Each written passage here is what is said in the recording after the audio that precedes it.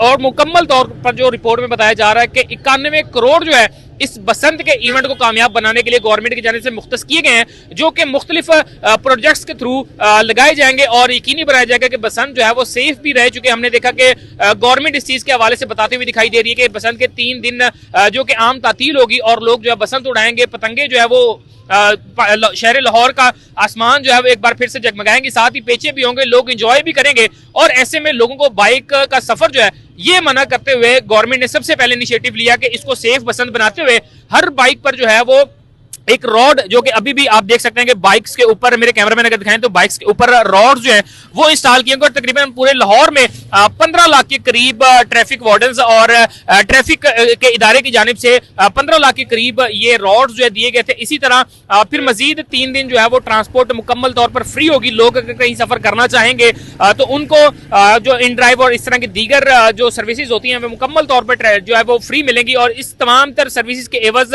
लाहौर शहर की खूबसूरती भी बढ़ती हुई दिखाई दे रही है। माल रोड हो, जेल रोड हो, या ये लिबर्टी के अतराफ जितने भी शाराएं हैं या बिल्डिंग्स हैं, इनको भी खूबसूरती से जो है सजाया जा रहा है। तो इस तमाम तर प्रोजेक्ट पर गवर्नमेंट तकरीबन 91 करोड़ जो है वो लगाएगी। और आप अभी भी देख सकते हैं कि यहाँ पे लोग भी मौजूद हैं। यहाँ पर इस बड़े पतंग के साए तले जो है वो लोग खूबसूरती से अपनी तस्वीर भी बना रहे हैं, एंजॉय भी कर रहे हैं। यहाँ पे कुछ मेहमान आए हुए हैं, तो ये इनसे भी बात करते हैं।